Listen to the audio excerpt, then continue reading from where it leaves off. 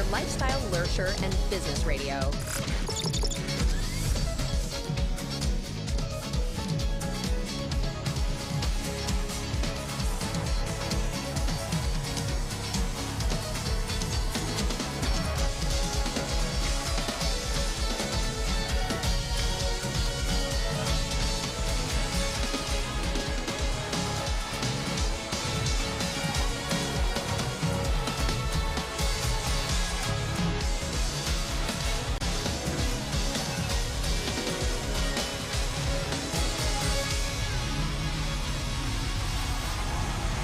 All right, 10 after 8. This is a business breakfast on Zed. We're going to get into market trends conversation this morning in a jiffy, but let's stay tuned before Emmanuel Barton joins us.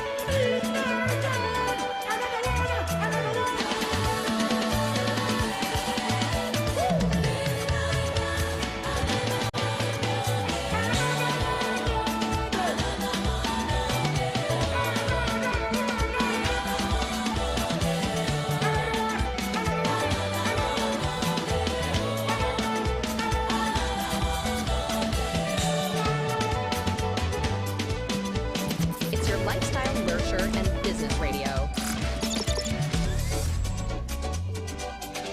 Zed 101.9 FM.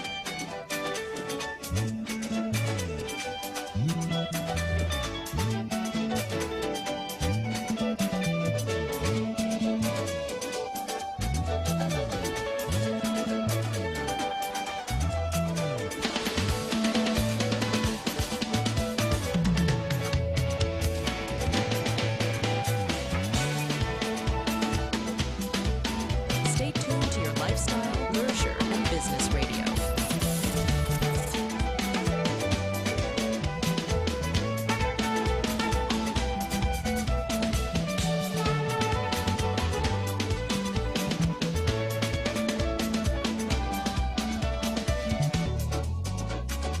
Stay tuned to your lifestyle, nurture, and business radio.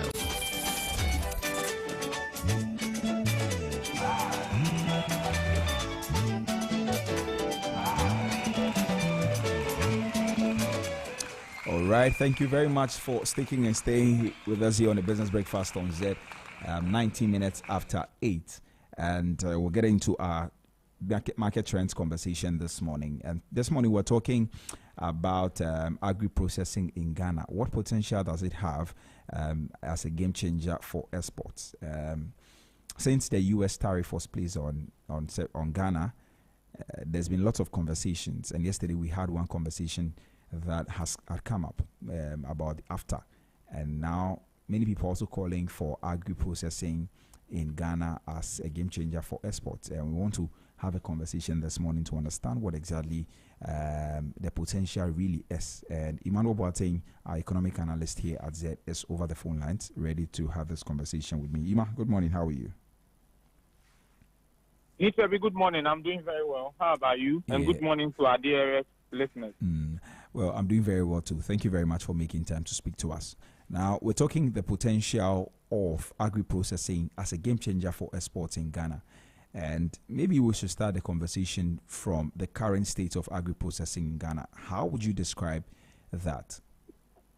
Very well. Thank you very much for the question. I think I want to begin answering this question by noting maybe three key challenges that we face within that space, and for which reason we are not able to match up with global standards and then the dynamics around the global market. The first one will be our limited investment in infrastructure.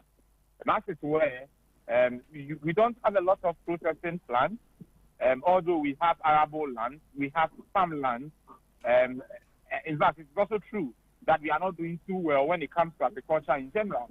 But even more, beyond the basic planting levels, beyond the farming levels, we've not seen a lot of investment in our infrastructure to be able to drive agro-processing. And so that is one of the key major things that we need to look out for, or major challenges that we need to address. The other one has to do with unreliable power supply, and maybe here you want to say unreliable electricity.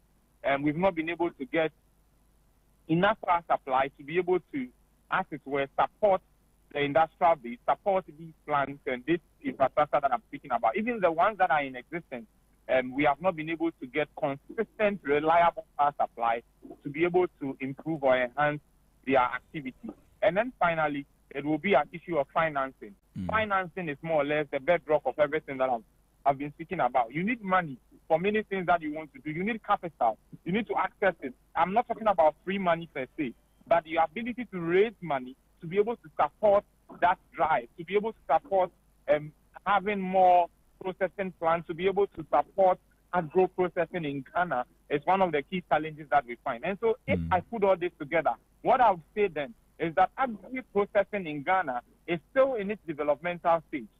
It is still at a point where we have significant potential for growth.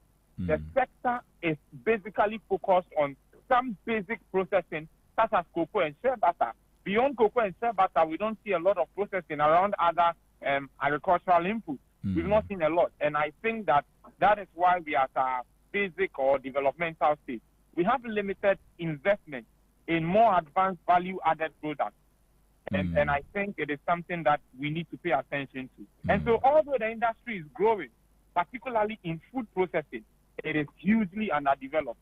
compared to what we see elsewhere. Globally. Let's consider countries like South Africa, Kenya, Nigeria, and the rest of them. They have more advanced industrialization in these sectors. But Ghana, we have not come that close. And I think that it is a topic worth discussing, and I think we need to pay some more attention by investing more, providing consistent electricity, and also providing some level of financing to support businesses who want to go into such an industry. I see. But what key agricultural products, because you're saying that we are not doing much in that space, what key agricultural products would you say hold the most promise for value addition and export here in Ghana? Cocoa, palm oil, cashew, maybe share, and then probably, I think two dominant fruits that we can tap into will be pineapple and mango.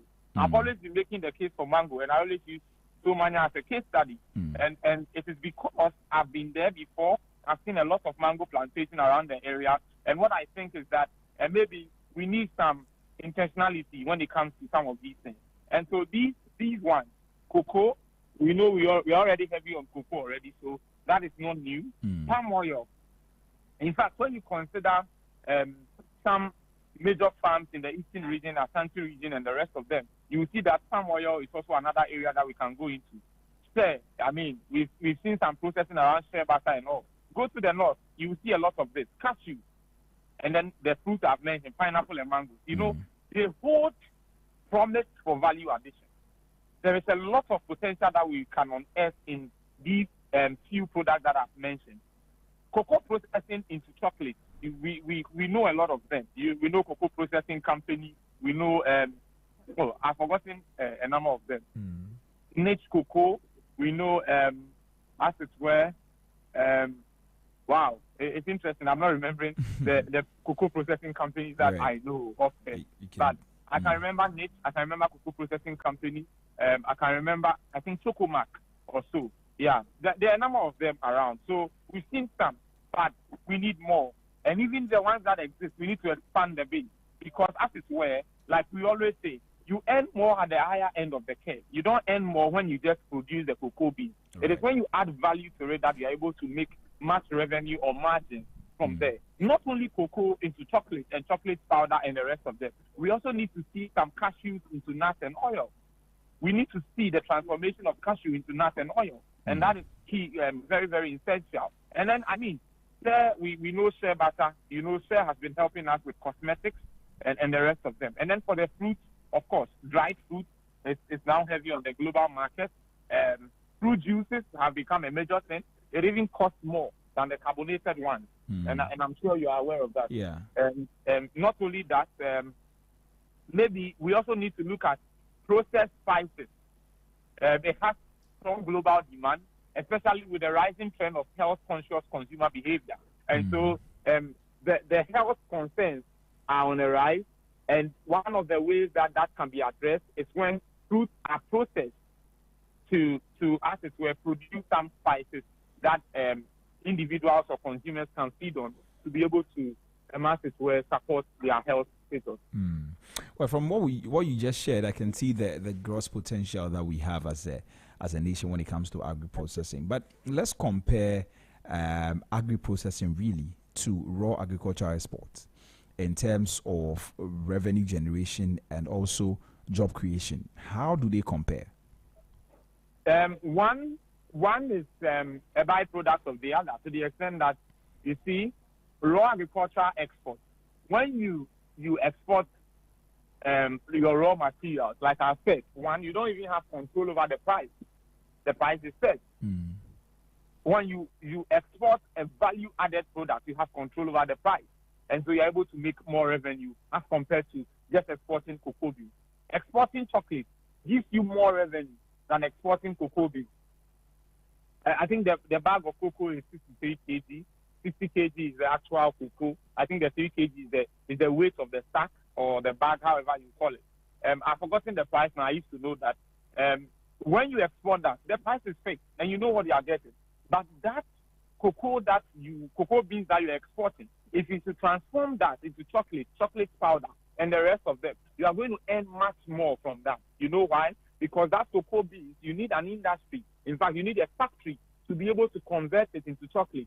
in converting it into chocolate, you do something that cannot be found anywhere else. We can take cocoa beans from Cote d'Ivoire, and it may be exactly the same as the cocoa beans in Ghana. And so there is really no difference. And maybe the difference would be in terms of the quality. The beans comes in different grades and the rest of them. But when we come into transforming it into chocolate, I'm sure, even in Ghana here, you've tasted 3 different types of chocolate that taste differently. That is the value addition. Right. What are you able to offer as far as that cocoa bean is concerned? You can transform it into a certain kind of chocolate. There are lots of factories in Ghana actually that are producing chocolates that are not even sold on the Ghanaian market. They are exporting it elsewhere, and they are making a lot of money from that. And so the point is that agri-processing has the potential to generate higher revenue and create more jobs than raw agricultural exports. When you process raw materials, value is added, leading to higher export prices. For example, processed cocoa and chocolate products have a higher price point than raw cocoa beans. Additionally, agri-processing industry can create diverse employment opportunities across the entire value addition chain or value chain, including production, logistics, packaging, marketing, management, and the rest of them. You see, it broadens the economic impact and drives job creation just beyond the farm gate. It is not just about rake. It is now about fork. How do you move things, agricultural products, from the rake level to fork? Because fork is when it is going into the stomach of the consumer. I see. So then the agri-processing is really a way to go. But tell me, in what ways can agri-processing contribute to Ghana's GDP? And you are an economist, and so I want you to speak to it very well. Ghana's GDP and also our foreign exchange earnings. In what ways can agri-processing contribute to that? It can boost our GDP. I think already you can see that it is one of the ways we can get more revenue compared to the raw export. So it generates higher value goods for international markets. You see, the sector can help generate foreign exchange. And foreign exchange is an issue of we getting dollars, euros, or pounds. But I mean, on a major basis, it is dollars. How is this going to impact us? We need a forex reserve for a lot of our international trade. One of the reasons why our CD will depreciate is when we don't have a lot of foreign currency to be able to support our local currency. And the reason why a lot of people say a high demand for foreign goods actually depreciates our CD is because when you are demanding foreign goods, what it means is that you need dollars to be able to buy something from the United States. Maybe say an iPhone, maybe say anything that we buy from the United States or elsewhere globally. Now, once that is happening, it means there is limited demand for the Ghanaian cedi. The reverse is true for export. You see, when you are importing, it is impacting your currency negatively. But when you are exporting, it is strengthening your currency. So one of the ways it impacts our economy, it is through the strengthening of our foreign exchange. And we get more revenue when we export processed and final products. And so that will strengthen our forex. That is very, very important. Our trade balance, when you export holding import constant, or when you export more, proportionately more than what you import, then your trade balance is going to be on the positive side. And that is important also for us as a country. It helps in strengthening our economy. And really, another thing I want us to even consider is what I spoke about earlier. It's about the job creation. When you are focused on value addition, you are not only employing a farmer who harvests cocoa beans, you are also employing someone who will be processing the cocoa beans into chocolate. You are employing someone who will be packaging the chocolate. You are employing someone who is going to market that company that sells that chocolate. You are employing someone who is going to do the distribution to the retail centers, the warehouses, and the rest of them. And that is why I'm saying that it will create employment that will bring additional income that will feed into our GDP and, in fact, boost our overall economic performance as a country. And so it is very, very significant. And agri-processing contributes to our GDP and foreign exchange earnings in these ways. I see. I'd want us to talk about a few other things in terms of policy and what kind of policies government should introduce and all of that. But can you explain how value addition through agri-processing can help reduce Ghana's trade deficit? One of the things that one of the major areas of conversations that we've seen in the past has got to do with our trade deficit. How can value addition through agri-processing help us reduce our trade deficit? Tell us.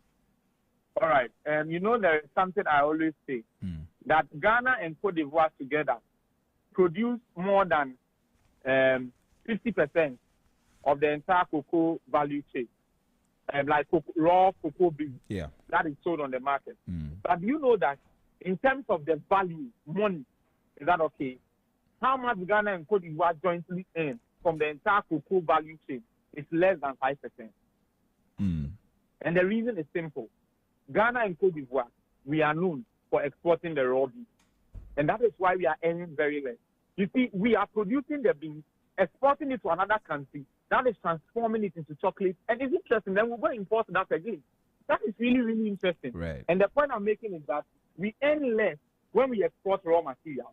And so in terms of what policies or incentives the government should introduce to support agri-processing industry, we should introduce policies that provide incentives such as tax breaks, reduce import duties on equipment, and subsidies for electricity costs, so that we are able to make agri-processing more attractive to the average entrepreneur, to the average businessman, and the rest of them. Because if the industry or the sector is not attractive, if I am a businessman and I want to go into agri-processing and I find that I'm going to be taxed more, I may not go there. I may switch into another area that I will not be taxed more. Of course, I have to commend Ghana for the free zones initiative. With the free zones, the companies that are located in that free zones enclave, when they export, they are taxed almost nothing. It's zero. They don't experience any tax. It is to enhance export promotion. But what we even demand the most is that our exports should not be raw materials. It should be value-added products. When you export chocolate, you earn more than when you export a 63 kg bag of cocoa. And why don't you convert that 63 kg bag of cocoa to be able to earn more? What should the government do? Support these businesses that want to go into the manufacturing or the processing of these cocoa beans into chocolate. Not only chocolate, we are talking about cosmetics and the rest of them. Not only that, mangoes and pineapples. We are looking at fruit juice. We know a kumfi is already on the market. What have we done so far in terms of the export of a kumfi juice? What have we done so far? Are we leaving it to perish? No. Are we only selling it on the Ghanaian market? What are we going to do to realize the gains from what we have done with a kumfi? A kumfi is not the only thing that we have. There is a vast mango farm around Somanya. We can tap into that and begin looking at how to process some mangoes into some fruit juices, dry fruits, and the rest of them, and export them. And I'm telling you, my brother, we are going to make a lot out of this. When you go to the north, we have a lot of assets where nuts, we have a lot of say up there. Why don't we develop that enclave? Let the northern belt be known for that. And you see, like I'm saying, that is going to create employment for them. And the unemployment deficit that we have as a country will be addressed through some of these means. And that is why I believe so much that government should intentionally provide incentives to support some of these companies. And it can do that through tax breaks, reduce import duties, especially on the equipment and the technology that they need to bring in to be able to set up the industry to engage in these agri-processing endeavors. And I think that will go a long way to help us. And subsidize the electricity cost. Electricity cost is quite high. The tariffs keep on going up. It's sticky upwards. And I think that we need to pay close attention to it. Right. Ima, I would want us to talk about the policy and investment bits of all of this tomorrow, God willing, because we don't have time. We're going to get into a roundtable discussion very soon. Very well. And so, tomorrow we'll also touch a bit on challenges and opportunities that we may face in the agri-processing industry if we go into that tangent. But thank you very much for making time to speak to us this morning. You're welcome. Right, that was Emmanuel Boateng, economic analyst here at Zed Multimedia, and he was helping us understand what exactly agri-processing could do as a game changer for exports here in Ghana. And he says that there are lots of potentials that we have as a nation when it comes to agri-processing, because Ghana has certain agricultural exports such as cocoa, palm, shea, cashews, and fruits. He spoke about pineapple and mangoes as well, and he says that these are things that we could turn into multi-million businesses, and it won't just affect only exports, but as well as job creation as a country. And we always talk about unemployment. We need to look into these sectors. He says that we need to do a lot of investment in that space to be able to make up for some of these things we're talking about. And so that'll be all for market trends this morning here on the Business Breakfast on Zed. It's 37 after 8, and we're going to take a quick break. When we return, our guests will join us for our roundtable discussion this morning. Stay tuned.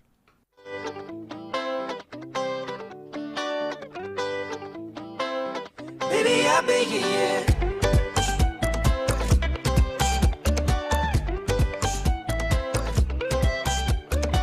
I lost my shoes last night. I don't know where I put my keys. I was tired and fell asleep beneath an oak tree. I bet my mother's proud of me, from each scar upon my knuckle and each graze upon my knee. And all I know is I got a cab and then threw up upon his car seat. He kicked me out and then I walked in the rain. I tell myself in every way I won't be doing this again, and tomorrow's a brand new day. Someone told me, always say what's on your mind, and I am only being honest with you. I get lonely and make mistakes from time to time. Say no man call, yeah. Baby, I beg you, yeah.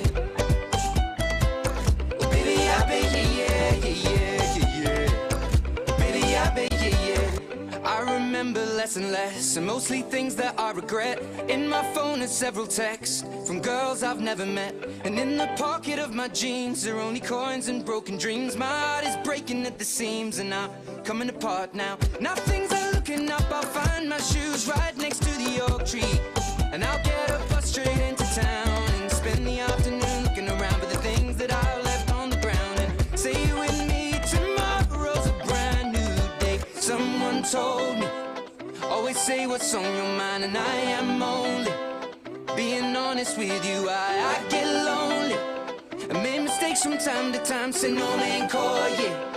Baby, I beg you, yeah. One more mile, one more mile, nine. One more mile, one more mile, nine. One more mile, one more mile, nine. One more mile, one more mile, nine. Someone told me, always say what's on your mind, and I am only being honest with you. I get lonely and make mistakes from time to time. Say no man call, yeah. Baby, I beg you, yeah. Baby, I beg you, yeah, yeah, yeah, yeah. Baby, I beg you, yeah. It's your lifestyle, leisure, and business radio. I lost my shoes last night. I don't know where I put my keys. I was tired and fell asleep beneath an oak tree. I bet my mother's proud of me, from each scar upon my knuckle and each graze upon my knee. And all I know is I got a cab and then threw up upon his car seat. He kicked me out and then I walked in the rain. I tell myself in every way I won't be doing this again, and tomorrow's a brand new day. Someone told me, always say what's on your mind, and I am only being honest with you. I get lonely and make mistakes from time to time. Say no man call, yeah. Baby, I beg you, yeah. Oh, baby, I beg you, yeah, yeah, yeah, yeah. Baby, I beg you, yeah. I remember less and less, and mostly things that I regret. In my phone are several texts from girls I've never met, and in the pocket of my jeans are only coins and broken dreams. My heart is breaking at the seams, and I'm coming apart now. Now things are looking up. I'll find my shoes right next to the oak tree, and I'll get a bus straight into town and spend the afternoon looking around for the things that I left on the ground. And say with me, tomorrow's a brand new day. Someone told me, always say what's on your mind, and I am only being honest with you. I get lonely and make mistakes from time to time. Say no man call, yeah. Baby, I beg you, yeah. One more mile, one more mile, nine. One more mile, one more mile, nine. One more mile, one more mile, nine. One more mile, one more mile, nine. Someone told me, always say what's on your mind, and I am only being honest with you. I get lonely and make mistakes from time to time. Say no man call, yeah. Baby, I beg you, yeah. Baby, I It's your lifestyle, leisure, and business radio.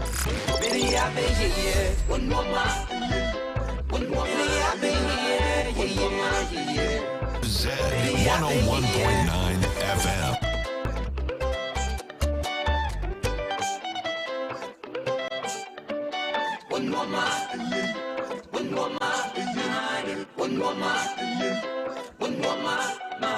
This is Business Breakfast on Zed 101.9 FM.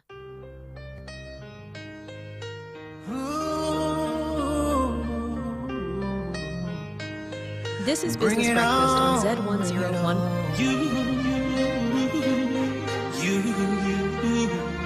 Bring it on.